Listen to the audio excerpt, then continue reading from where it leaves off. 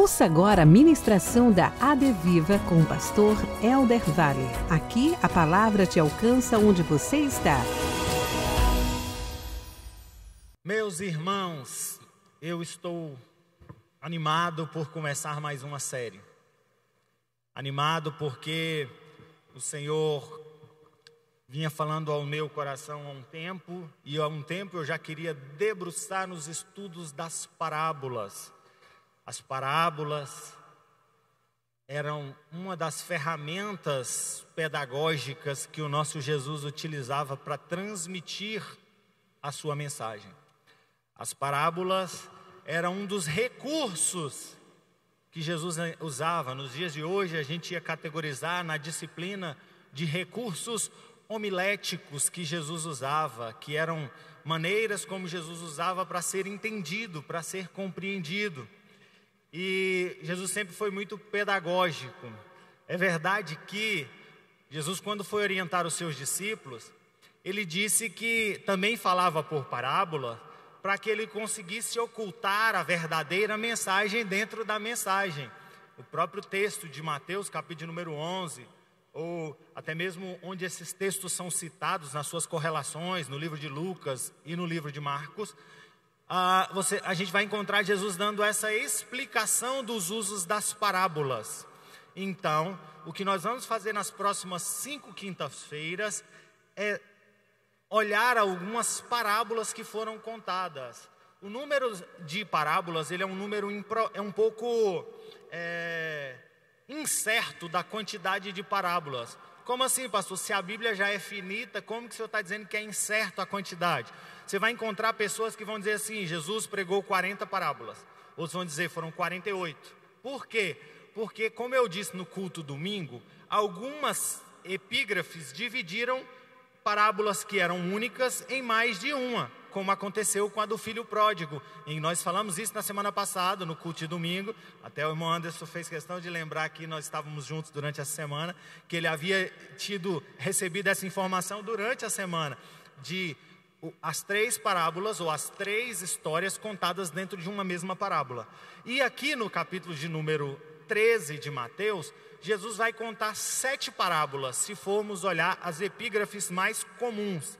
Algumas vão juntar outras, mas eu quero te chamar para nós olharmos o capítulo como um todo, na ótica de 5 divisões. Nós vamos falar no último dia de 3 delas, mas na ótica de 5 divisões, nós vamos encontrar Jesus pregando uma mesma mensagem, e nessa mesma mensagem ele aplica essas parábolas. A parábola que nós vamos olhar hoje é a maior dela, ela compreende praticamente a metade do capítulo de número 13, que é a parábola da semeadura. Essa parábola também, provavelmente, seja uma das parábolas mais famosas que a Bíblia tem. A parábola do filho pródigo, eu acho que é mais famosa do que essa, mas a verdade é que ela é muito conhecida.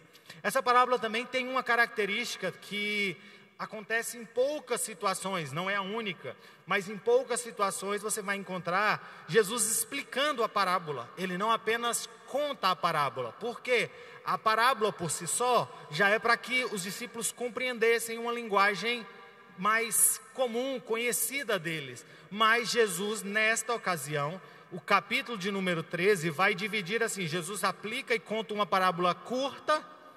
Depois os discípulos questionam sobre o entendimento dela e Jesus explica de uma maneira até mesmo mais detalhada. Na verdade é quase que 1 para 1, tem um versículo falando da parábola e outro versículo de correlação explicando a parábola. Daqui a pouco, quando a gente entrar nela, os irmãos vão conseguir entender isso. Mas Jesus explica essa parábola. Outra característica também do capítulo de número 13 é que Jesus conta a parábola para todos, mas explica apenas para os seus discípulos. Jesus conta a parábola para que todos escutem, mas explica a parábola na intimidade dos seus discípulos. Algumas versões ou alguns relatos, porque Mateus, Marcos e Lucas relataram esse texto, algumas vão deixar claro que depois que já havia saído, os discípulos os inquiriram ou perguntaram acerca do significado das parábolas. Outra coisa é que das parábolas que a gente vai contar, nem todas elas o Senhor contou dentro do contexto da multidão. Porque quando Jesus conta a parábola específica que nós vamos ver hoje, ele está falando para a multidão. Mas algumas dessas que nós vamos ver nessa série foram contadas por mais que no mesmo dia, por mais que na mesma ocasião, já dentro da intimidade dos seus discípulos. Isso nos ensina, sabe por quê, irmãos? Porque na caminhada com Jesus, nem todo o ensinamento dele vai ser dado na multidão como estamos aqui hoje. Existem ensinamentos que Jesus nos dará na intimidade. Foi assim no ministério de Jesus. A gente vai lembrar de Jesus assentando no monte e pregando o seu mais conhecido sermão, o Sermão da Montanha. Mas também vai encontrar Jesus pregando o sermão riquíssimo, e que a gente chama até do texto áureo da Bíblia. O João, capítulo número 3, versículo 16, foi pregado na intimidade, em um encontro que Jesus teve com um fariseu, com Gamaliel. Então, o que eu estou querendo que você entenda aqui hoje? Nem todo conhecimento... Nem Nicodemos, irmãos, eu falei Gamaliel aqui agora, mas o discurso de João 3,16 foi feito a Nicodemos. Minha memória aqui falhando, mas me lembrando. Mas o que eu quero te convidar é para que a gente entenda o que Jesus queria de uma maneira geral, porque a série que nós vamos ministrar hoje é o reino de Deus em nossa vida, é entender o reino de Deus sendo explicado em nossas vidas. O que nós vamos tentar extrair do texto e esperamos conseguir fazer com que nós amadureçamos como conhecimento bíblico, que é o de ensino da palavra. Eu quero muito que os irmãos tenham coragem, inclusive, de tomar nota. Eu vejo alguns irmãos anotando, mas eu quero que os irmãos tenham coragem de fazer o seu conhecimento acerca do reino de Deus ser ampliado nesses dias, nessas 5 aulas que nós vamos ter aqui, nesses 5 dias de culto de ensino da palavra. Mas também quero que você venha encorajado a deixar não apenas o seu conhecimento da palavra aumentar, mas também a sua vida ser mudada, moldada e transformada pela palavra. Porque não adianta sermos apenas conhecedores, nós vamos ser praticantes dessa palavra. E conhecer o reino de Deus é bom, é importante que nós saibamos teologicamente o que é o reino de Deus em nossas vidas, mas acima de tudo é nós estarmos dispostos a nos submetermos ao reino de Deus. Reino de Deus é aquilo que Jesus veio implantar, é aquilo que Jesus veio estabelecer sobre nós com o seu sacrifício na cruz, como lemos aqui na leitura introdutória e na saudação do pastor Jubes. Quando Jesus morre na cruz, ele morre para cumprir e pagar um preço, e esse preço, e também ali naquele sacrifício, faz com que agora fosse implantado um plano de salvação, ou fosse implantado um caminho de salvação. Esse caminho é através de Cristo. O reino de Deus é você estar disposto a se submeter à liderança do Senhor ainda aqui nesta terra, em dizer assim: eu estou na terra, eu moro aqui, eu estou aqui, mas eu sou um cidadão dos céus. Por quê? Porque o reino de Deus já está manifestado na minha vida. É esse reino de Deus que, quando Jesus vai nos ensinar a orar, ele vai dizer assim, como parte da oração do Pai Nosso: venha a nós o teu reino. O reino de Deus é a promessa de Deus para que nós estarmos com Ele nos céus? Sim, mas o reino de Deus é a promessa de Deus para que nós já estejamos com Ele na nossa caminhada na terra. Entendendo isso, eu quero te convidar a sermos corajosos em olhar para essa parábola do semeador e entender o que Jesus está querendo explicar acerca do reino. Por quê? Porque todas as 7 ou 5 parábolas que são contadas abaixo, eu vou convencionar durante esses dias em falarmos em 7, irmão. Todas as 7, Jesus fala para revelar verdades acerca do reino, para revelar verdade acerca de como vai funcionar nessa caminhada. São verdades práticas, são verdades aplicáveis a esta terra. Não é aqui um texto escatológico em que nós vamos olhar para ele e entender como isso aqui é uma promessa para quando Jesus vier. Não, isso aqui ele está explicando na prática como funciona viver uma vida submetido ao reino de Deus. E hoje nós vamos olhar a parábola do semeador, e a parábola parábola do semeador tem uma característica. A característica é, ele conta uma história de um semeador. E a história começa assim, nós lemos esse capítulo que diz assim: eis que um semeador sai a semear.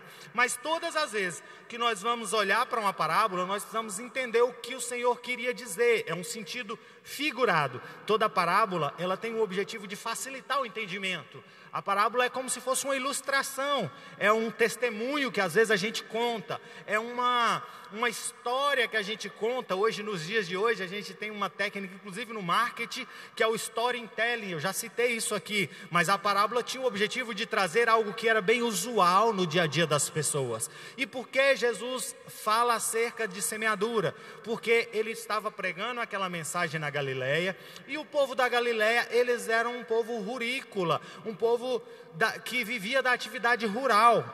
A Galileia, a região da Galileia, eram regiões de fazendas, as pessoas viviam de plantações. Então, quando Jesus aplica o reino através da palavra, ou da parábola do semeador, ele está falando numa linguagem simples, para que todos pudessem compreender. Porém, existe algumas coisas que nós precisamos entender para compreender a parábola. E nesta em especial, Jesus explica. Quando ele começa a contar acerca, quando seus discípulos questionam, ele começa a explicar. E para que a gente entenda a parábola, tem algumas coisas que precisam ficar claras.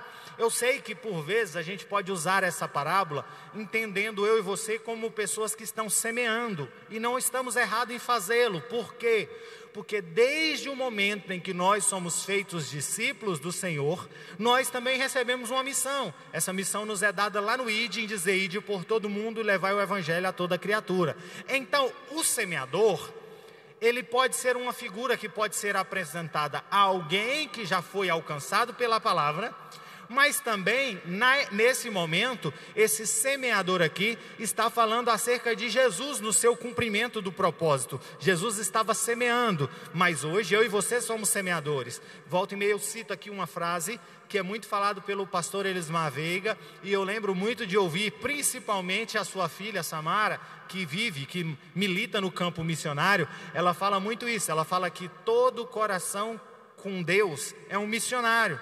Então, e também diz que todo coração sem Deus é um campo missionário. E quando a gente fala em campo missionário, a gente está falando exatamente de um espaço para que eu possa lançar a semente. Se tem algo que eu queria convencionar com você, é que quando nós estamos olhando a parábola do semeador, e principalmente quando nós olhamos a explicação, ele está dizendo assim, ó: um semeador sai a semear, a jogar uma semente. O que era essa situação? E aí, sem nenhuma aplicação, o que Jesus estava tentando trazer aqui? Jesus estava tentando trazer um costume comum daquela época. Eu e você, quando nós vamos ouvir falar de semeador, principalmente quem está atualizado acerca de como se semeia hoje, fica até difícil você imaginar, porque hoje a gente lida com técnicas mais avançadas de semeadura. Nós vivemos em técnicas em que a evolução, eu vou dizer assim, lá nos anos 40, as pessoas usavam uma ferramenta que era a plantadeira, né?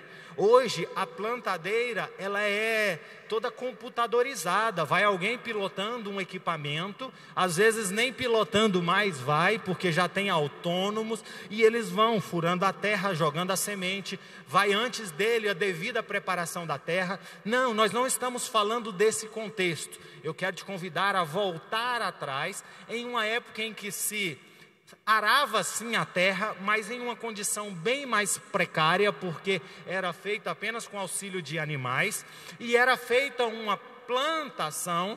O semeador fazia isso utilizando as suas próprias mãos. Fazendo como? Lançando as sementes, coletando a semente com as mãos e as lançando como um arco. Por quê? Porque ele precisava fazer as sementes se espalharem. Ele precisava fazer com que as sementes não ficassem todas em um lugar só. Então a atividade de plantar era como se ele pegasse aqui e lançasse, jogando um arco de sementes para que fosse cobrindo a terra. A habilidade habilidade de alguém que ia semear era ter a capacidade de lançar o máximo de sementes numa distância, mas também precisava ser eficaz, precisava ser eficiente naquilo que estava fazendo. Então ele tinha que encontrar o equilíbrio entre espalhar as suas sementes, mas também garantir que as suas sementes estivessem nos locais certos. Mas a verdade é que essa falta de tecnologia fazia com que as sementes, por vezes, ficavam, ou nesse lançar muito não controlado, fazia com que as sementes alcançassem todos os tipos de solos. E é por isso que Jesus toma esse exemplo para dizer às pessoas acerca desse lançamento. Se o semeador são esses, o que é mais importante nós compreendermos? O que é a semente? A semente é o que é responsável por gerar fruto. A semente é a figura mais importante dentro do contexto dessa parábola. Por quê? Porque a semente precisa ter a qualidade, o sucesso dar-se por causa da terra, a terra pode influenciar no sucesso? Pode. A distância do lançador também pode influenciar? Pode.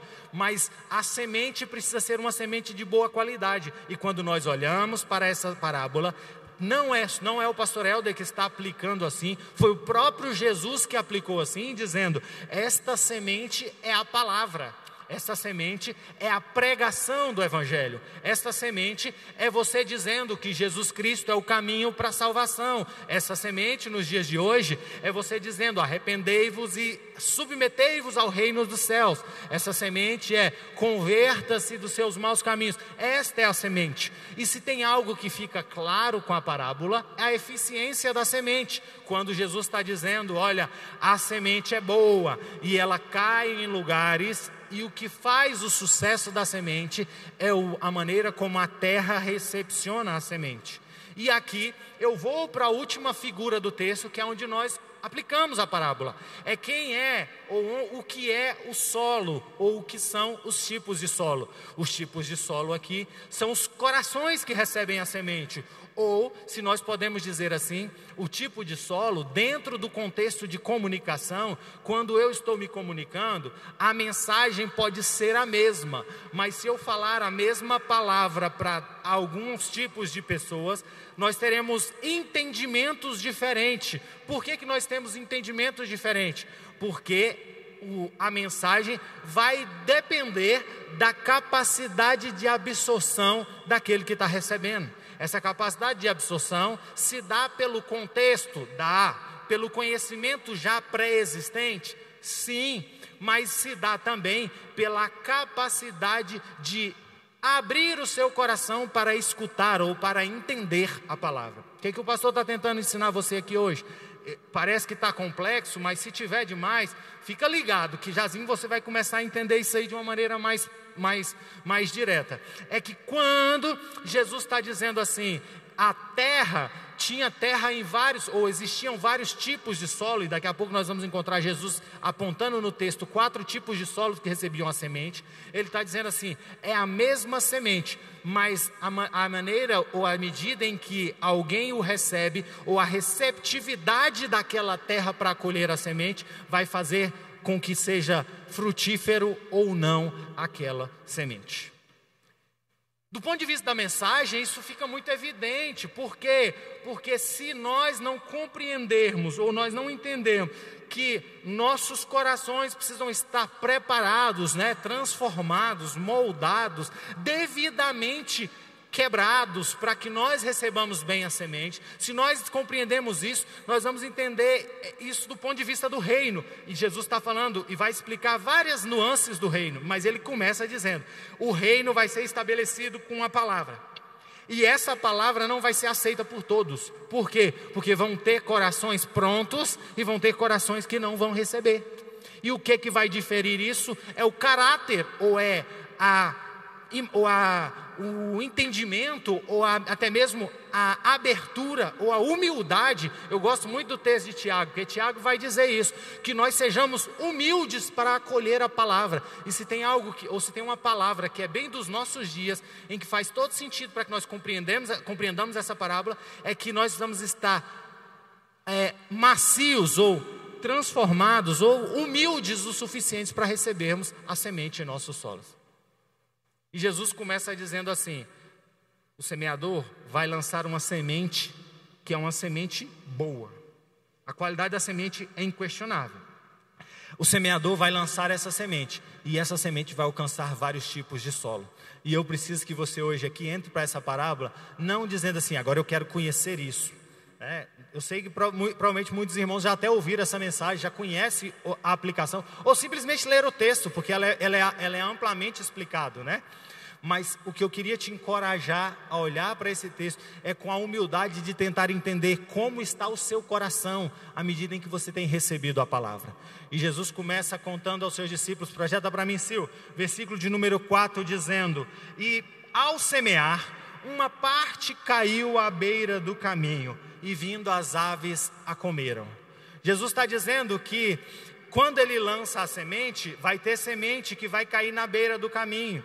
Ah, mas por que a semente na beira do caminho não pega? Porque o caminho, ou a beira do caminho, é um lugar em que a terra está muito pisada, é um lugar em que a terra está muito endurecida.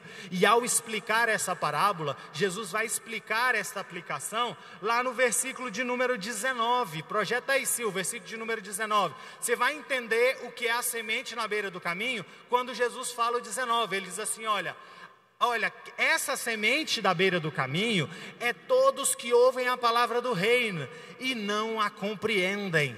Vem o maligno e arrebata o que lhe foi semeado do coração. Este é o que foi semeado à beira do caminho. O que eu preciso que você entenda é que nem todos os corações estão preparados e prontos para ouvir. Vão ter corações que vão estar compactados, endurecidos. Mas eu gosto muito do texto porque ele não fala. Parece que Jesus está falando apenas de compactação. Parece que Jesus está falando apenas de dureza. Mas aqui Jesus faz questão de explicar. E a versão que a gente vê aqui, ela fala assim: tem gente que não compreende a palavra. Tem gente que não entende a palavra. E pastor, o que o senhor está pregando? Eu estou pregando que tem muita gente que a palavra está lhe sendo roubada porque ele não tem compreendido a palavra. Não está falando de gente que não deu ouvidos. Ele ouviu, mas ele não compreendeu o que estava sendo pregado. Ele não compreendeu, talvez porque se distraiu e não conseguiu compreender. Ele não compreendeu porque talvez tinha um orgulho intelectual, e esse orgulho intelectual fez com que ele não compreendesse o que estava sendo ministrado. Como eu disse aqui na introdução, a palavra precisa ser acolhida com humildade. A palavra precisa ser acolhida com a percepção de que Deus é soberano. E a gente vive um tempo em que, principalmente por um multiplicar da ciência, muitos têm se tornado pessoas frias e incapazes de receber essa palavra. Por quê? Porque eles não conseguem compreender o Evangelho. O próprio Jesus vai dizer assim: olha, esse evangelho é assim, ele confunde, porque os sábios não conseguem compreendê-los, mas às vezes os simples são alcançados por essa palavra. Por quê? Porque o seu coração estava pronto e aberto, porque o seu coração estava aberto para ouvir. Provérbios, capítulo de número 1, versículo de número 7, o sábio vai dizer acerca da sabedoria, dizendo assim: olha, o temor do Senhor, Provérbios, capítulo de número 1, versículo de número 7, o temor do Senhor é o princípio da sabedoria, mas os insensatos desprezam a sabedoria e o ensino. O que é isso? É você entender que tem muita gente que simplesmente despreza a palavra, porque eles não a compreendem.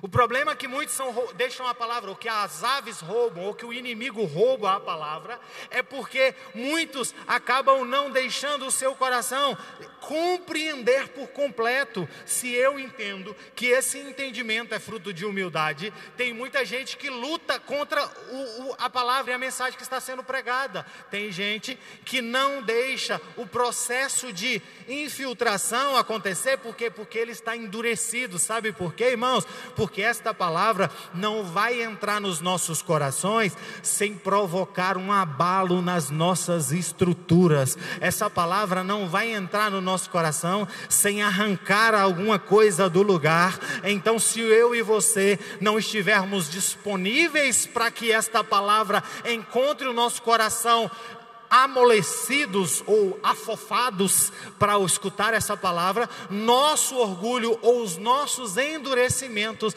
vão fazer com que nós não recebamos ou que a palavra nos seja roubada. Ao vir para cá, eu estava lendo um artigo de uma pessoa, e ele falava acerca da incompreensão da palavra, porque eu quero manipular a palavra, aquilo que eu quero escutar.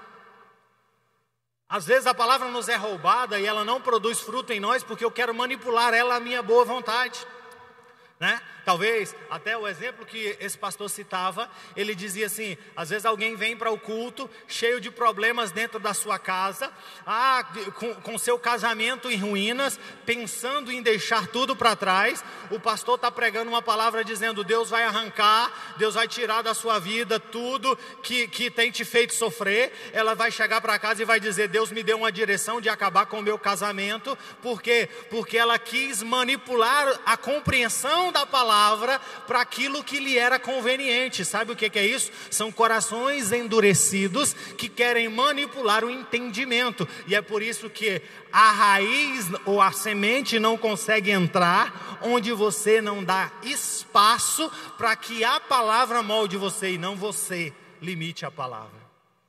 Quantos de nós somos sacudidos aqui e às vezes pensávamos, fulano podia estar aqui, ciclano podia estar aqui. A gente consegue aplicar a palavra na vida dos outros, mas não consegue aplicar a palavra nos nossos corações. Então todas as vezes que você estiver sendo ministrado pela palavra, deixe o seu coração ser confrontado por ela. O que Jesus está dizendo aqui? O reino de Deus é um reino que vai ser, ou que vai frutificar quando ele conseguir penetrar, e à beira do caminho não dá, porque o solo está compactado demais. O solo está muito rígido para que a palavra entre. Então a verdade hoje é que eu não sei o que tem impedido, e nem sei se essa é a sua situação, mas se tem algo que a gente precisa pedir é, Senhor, me ajude a ter o coração aberto e me ajude a compreender a tua palavra, de maneira em que todas as vezes que eu olhar para a tua palavra, eu olhe com o coração disposto a deixar ela abrir espaço em mim para gerar frutos. Amém, irmãos? Está com sono aí? Jesus faz essa aplicação porque ele está dizendo assim, olha, tem muita gente que a semente não consegue penetrar, e se ela não consegue penetrar, fica vulnerável, amanhã vem e rouba. Se a mensagem não entrar no seu coração, amanhã ela é roubada, amanhã o inimigo leva, amanhã vem alguém e coloca outra coisa no lugar, amanhã os animais levam e você nem se lembra mais. Mas todas as vezes que você entende a palavra do Senhor como sendo a boa semente, você entende que uma boa semente precisa ter um coração disponível para escutá-la. Jesus segue aplicando a parábola dizendo assim, mas não tem só solos compactados. Existem solos que são solos pedregosos. Abre aí o versículo de número 5 e versículo de número 6. Outra parte caiu em solo rochoso. Obrigado. Outra parte caiu em solo rochoso, onde a terra é pouca. E logo nasceu, visto não ser terra profunda. Saindo, porém, o sol a queimou, porque não tinha raiz e secou-se. Jesus está falando aqui de um segundo terreno, que não é um terreno compactado o suficiente, mas ele tem uma terra superficial. Ele não tem uma terra suficiente para as raízes descerem, para buscar a água na profundidade, mas ali na superficialidade ele tem o suficiente para nascer, talvez até nasce rápido, como o texto disse. Por quê? Porque todas as vezes que a semente está muito em cima, rapidamente você vê. Eu não sei se os irmãos já viveram a experiência de plantar feijão no algodão, e rapidamente ele vem. Por quê? Porque é leve, é fácil, rapidamente ele brota. Mas se você coloca ele na terra, vai demorar uns dias a mais, porque antes de nascer, ou antes de sair para a parte superior, ele aprofunda as suas raízes, e esse aprofundar de raízes não é possível num ambiente rochoso. Mas Jesus explica. Abre aí o versículo de número 20 e o versículo de número 21, porque hoje nós estamos pregando a mensagem que Jesus explicou, dizendo assim: o que foi semeado no solo rochoso, esse ouve a palavra e logo recebe com alegria. Ele se empolga no culto de domingo, ele diz que agora a vida dele vai mudar, mas ele não tem raiz em si mesmo, sendo de pouca duração. Quando chega a angústia, a perseguição por causa da palavra, logo ele se escandaliza. Irmãos, o solo pedregoso tem nos nossos meios e por vezes os nossos corações têm agido como solo pedregoso. É aquele solo, e eu não estou falando aqui de pessoas que têm dificuldade porque é empolgado demais em tudo na vida, mas estou falando de pessoas que não entendem que o trabalhar da palavra é nos habilitar para dias difíceis, e o habilitar para dias difíceis vai nos quebrantar. Mas antes, muitos estão assim, vivendo da empolgação do domingo e a frustração da segunda, porque no domingo ele sai e diz eu vou fazer e acontecer, mas ele não deixa essa raiz ir na profundidade que é capaz de mudar a vida dele. Quando vier o primeiro vento, quando vier a primeira tempestade, ele cai. Esse é aquele que ele logo já se decepciona com o sistema, se frustra porque não recebeu a visita, ou porque não recebeu o contato no dia que estava doente, que estava enfermo, porque a palavra nunca foi no profundo dele, e aí a primeira dificuldade, ele já começa a se sentir com vontade de parar, e talvez até para, porque nunca deixou o evangelho e a verdade enraizar na sua vida. Jesus termina o Sermão do Monte e ele termina citando um texto dizendo assim: olha, quando alguém escuta essa palavra e não as pratica, é semelhante a um homem que edifica a sua casa na areia. Vai vir vento e tempestade, e quando vier o vento e tempestade não vai resistir. Mas aquele que põe a sua casa sobre a rocha, e eu gosto de Lucas, porque Lucas, quando vai dizer esse texto, ele vai dizer assim, aquele que cava fundo até chegar à rocha. A diferença que Lucas aplica parece sutil, mas é dizer assim, todos nós vamos cavar e vai ser areia no começo, mas muitos vão desistir de continuar cavando e vai ficar com a sua casa aqui no raso. Quando a casa está no raso, não aguenta o vento, mas quem continua aprofundando vai chegar na rocha, e quando chegar na rocha vai resistir os ventos. O que o pastor está pregando aqui? Irmãos, todo crente que não quer deixar um aprofundar de Deus, não quer se dedicar em conhecer cada dia mais, por isso que o escritor Oséias vai dizer assim, olha, cresçamos e prossigamos em conhecer a palavra. Por quê? Porque se a gente não entender que existe um chamamento de Deus para que nós aprendamos e prossigamos em aprender, em conhecer mais, em deixar a palavra, em aprofundar na palavra, a superfície, ela é vulnerável ao sol.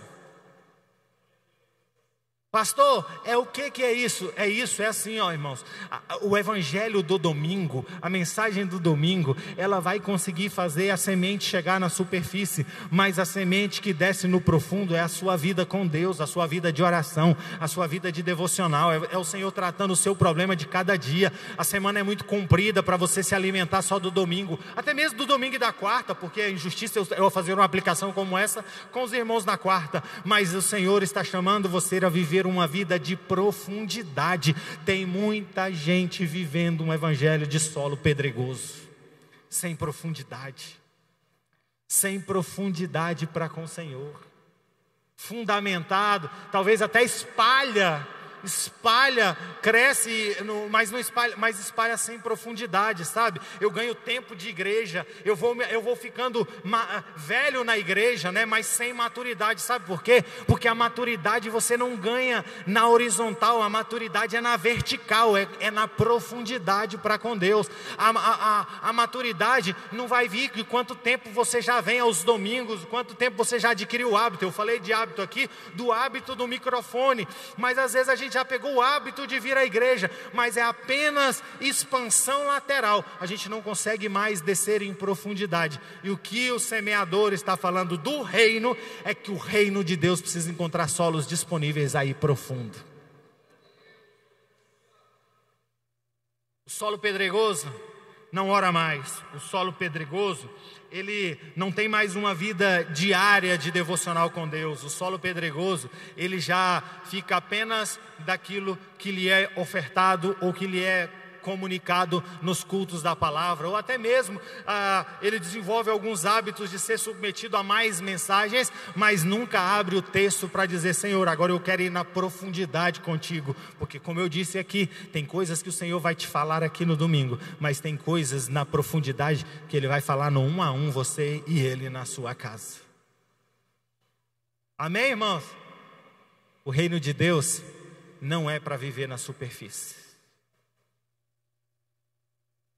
Mas aí, ele vai dizer no versículo 7, põe aí o versículo 7, que existe um outro tipo de terreno. É o terreno que assim, olha, outra parte caiu entre os espinhos. Olha, entre os espinhos, ela até cresceu. Não tinha nada que impedisse. Esse entre espinhos aqui, para que você entenda, era assim, caiu lá no meio das ervas daninhas, da terra onde também havia nascido, ou tinha ali também a terra natural, daquele próprio solo. Vou dar um exemplo. A gente, por vezes, quando nós estávamos no período da chuva, ali nasceu um grande mato. Eu lembro que o pastor Júpiter chegou a vir e matou. O lugar que estava pisado não nascia erva daninha. O lugar onde os carros passavam, onde os pés passavam, não nascia. O lugar até mesmo onde já havia sido cortado pelas máquinas, também não nascia erva daninha. O terreno natural do solo não nascia. Mas o lugar que havia sido ou devidamente limpo e preparado, ou arrancado, né, limpo ou preparado para algo, e nesse lugar a erva daninha não nascia. E por que eu estou falando isso para você? Porque existem muita gente que o seu problema não é falta de profundidade, porque ele até está em um solo frutífero, tanto que a erva daninha se dá ali, mas o problema é que ele está convivendo com ele é uma semente plantada por alguém que espera um fruto, mas ele está ali convivendo com as coisas daquela terra, com as antiguidades daquela terra, ou até mesmo com o natural daquela terra. E Jesus explica essa parábola, põe aí para mim, 22. O que foi semeado entre os espinhos é o que ouve a palavra.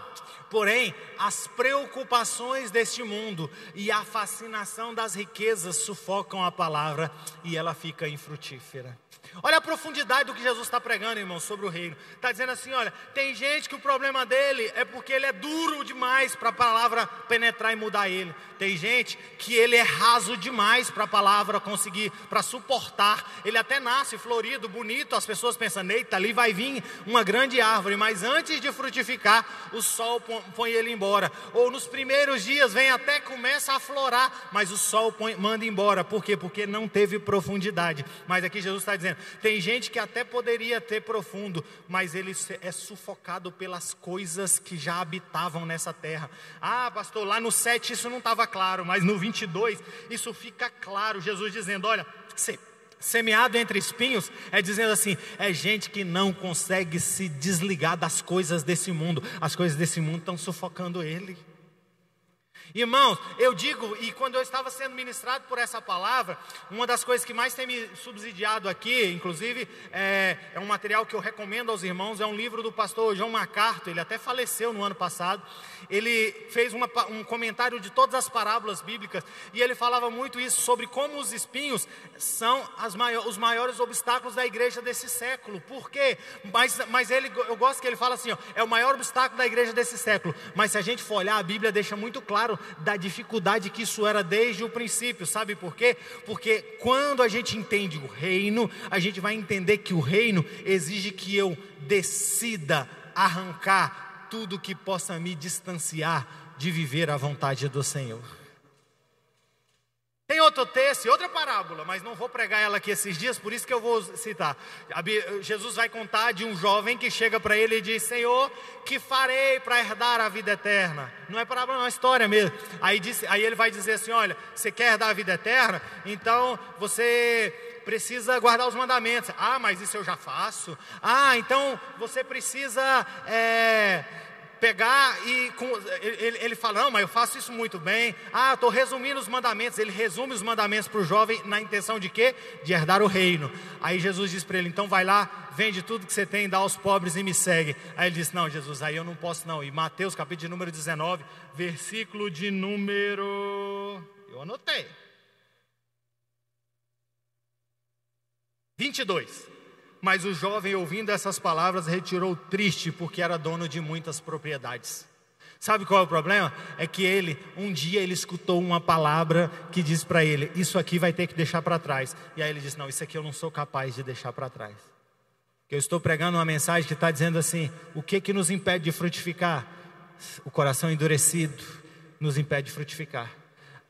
Uma vida de evangelho superficial nos impede de frutificar, mas uma vida dividida também nos impede de frutificar.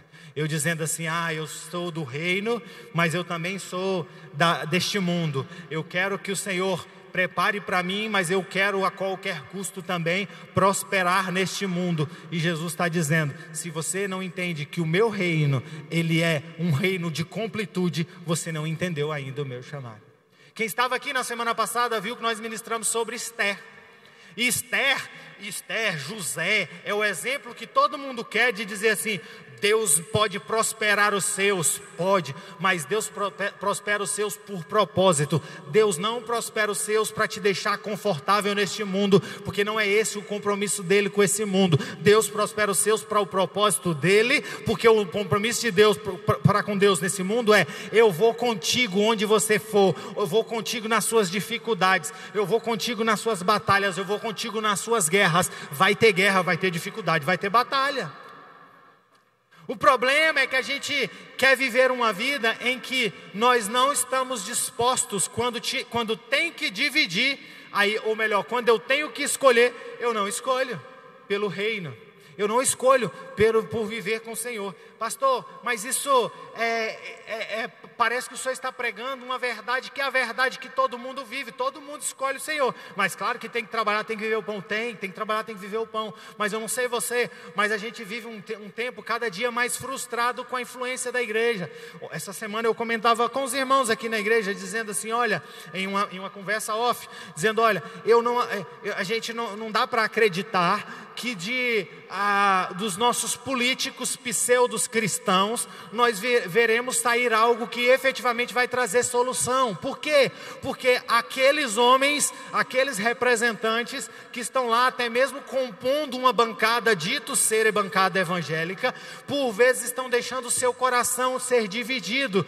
Pastor, isso não acontece não. Isso acontece, é por isso que nós não estamos vendo a eficiência disso. Por quê? Porque eles estão dividindo, estão comprometendo a sua vida com Deus, com a sua vida com o reino. Pastor, o senhor é contra cristão na política? Não, mas eu sou contra cristão que entra na política, mas não entende que ele não é cidadão dessa terra, ele é de outro reino. É bonito malhar o político, porque é unanimidade, né? Quase ninguém concorda que são pessoas honestas e comprometidas, quase ninguém concorda com isso. Mas às vezes a gente não consegue olhar as nossas próprias dificuldades quando nós nos embaraçamos no reino, quando nós nos embaraçamos dos nossos negócios, quando nós nos embaraçamos na nossa maneira de viver o dia a dia, quando nós nos apaixonamos por este mundo de maneira que não temos tempo com Deus. E aí, quando eu preguei aqui que a semente não fica em um solo se o solo não for de profundidade, aí você começa a pensar, mas eu tenho tanto trabalho, eu tenho que cuidar dos meninos, eu tenho que levar às 5 da manhã para ir para a escola, aí eu chego em casa às 11 horas da noite, não tem tempo nenhum. Você está sufocado em espinhos. Os espinhos estavam lá, é desse mundo. Os espinhos estão ali, tentando sufocar. Então, se você não tem coragem, Tiago capítulo de número 1, versículo de número 8, se o põe aí na versão ACF, Almeida Corrigida Fiel, Tiago capítulo de número 1, versículo de número 8, Jesus está falando acerca da fé, mas eu gosto desse texto, que ele diz assim: o homem de ânimo dobre é inconstante em todos os seus caminhos. O ânimo dobre aqui é o homem de coração dividido, ele é inconstante em todos os seus caminhos. O homem que precisa dividir o seu coração entre entender se ele é um cidadão do reino ou se ele quer ser alguém que vai alcançar o expoente nessa terra, ele é um homem inconstante nos seus caminhos. O que o semeador está dizendo, e não fui eu não, tá, irmãos? Não fui eu que escolhi aplicar isso no dinheiro, nas coisas dessa terra, foi Jesus, no versículo de número 22, dizendo: olha, ele fica, porém as preocupações desse mundo e a fascinação das riquezas sufocam a palavra e ele fica infrutífero. Ele não morre não, ele só para de frutificar. Ele não é como o outro que o sol sufoca e queima, não, ele só parou de frutificar. E eu quero que você entenda hoje que quem lança a semente com expectativa de fruto.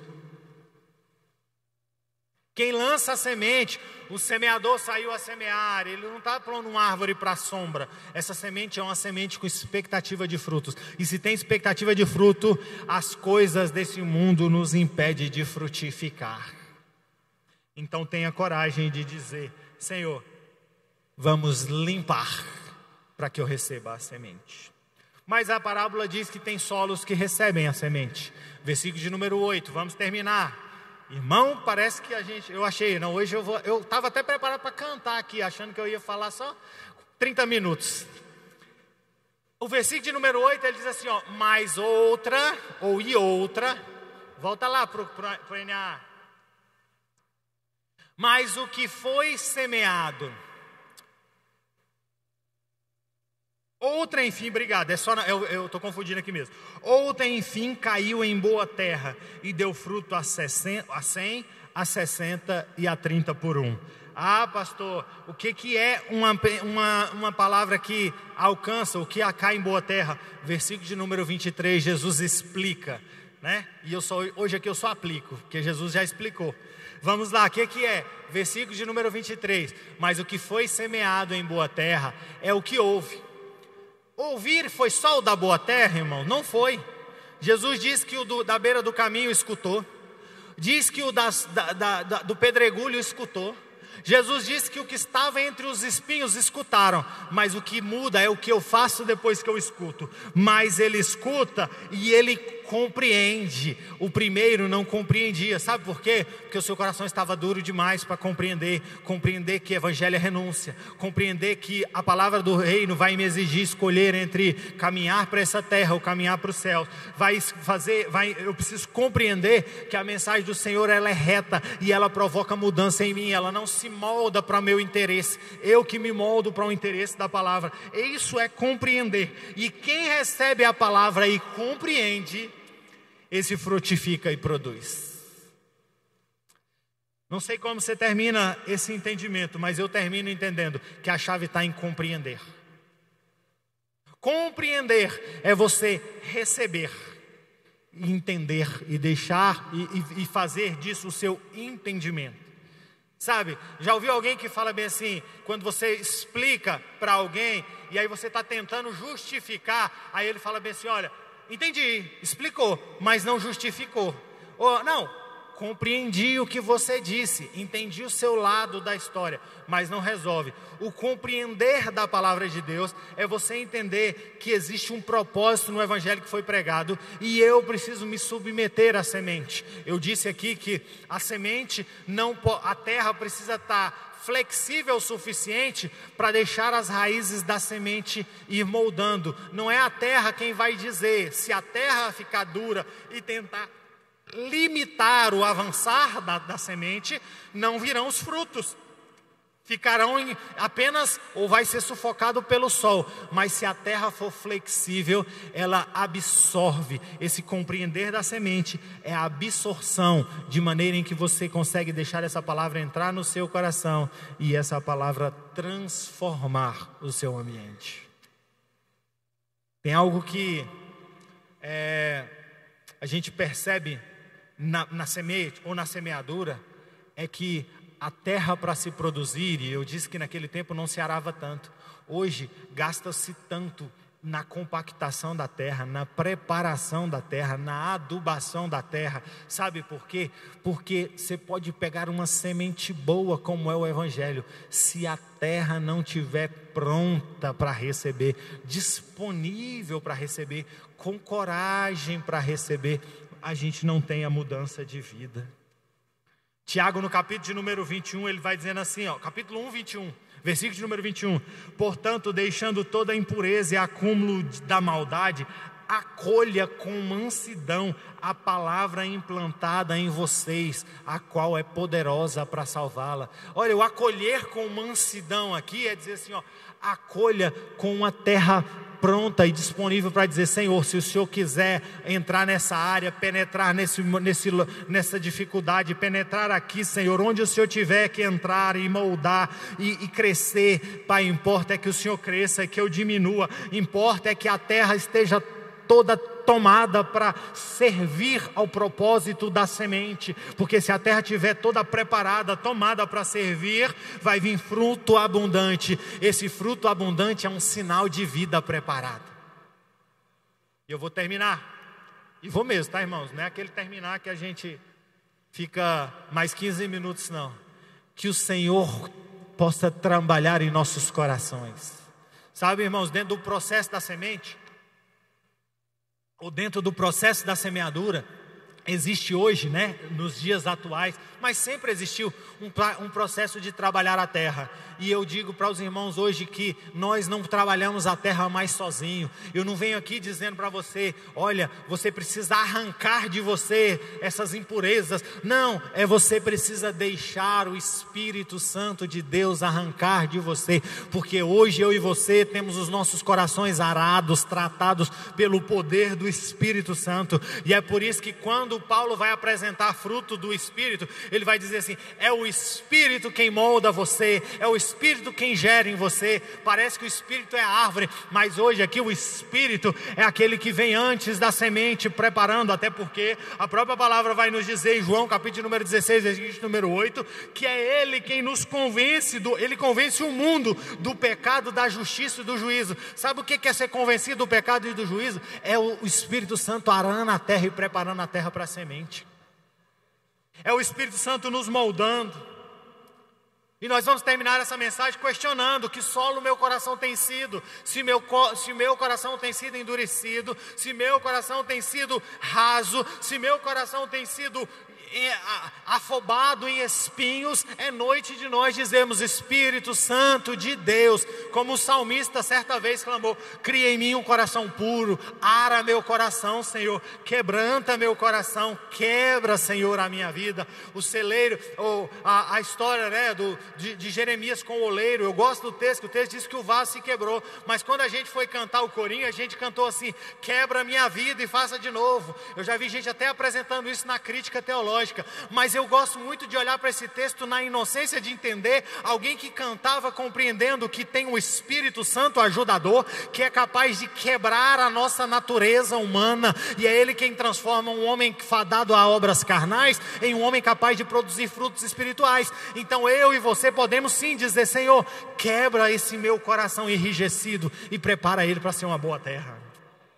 Uma terra que valorize a palavra, que tenha humildade para receber a palavra. Uma terra que crie raízes espirituais profundas. Uma terra que esteja limpa, sem os espinhos desse mundo moderno, sem os espinhos dessas distrações, mas sem os espinhos dessas seduções desse mundo moderno. Que eu e você sejamos limpos e que produza em nós, para que nós sejamos prontos para receber essa palavra. E é a palavra que está sendo ministrada no nosso coração todos os dias, na profundidade da nossa terra, possa nos fazer produzir frutos, porque a palavra ainda é eficaz, a semente ainda é a mesma, mas os nossos corações precisam ser preparados para ouvir.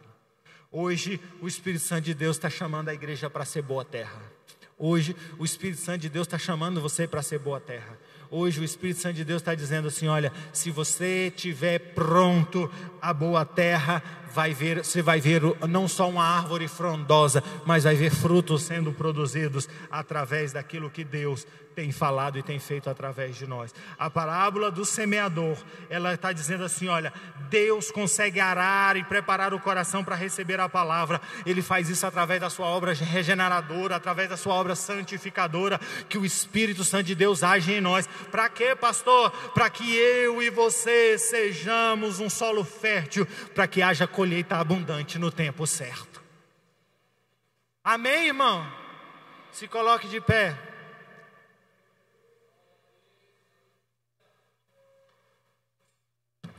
Que eu e você sejamos arados, moldados.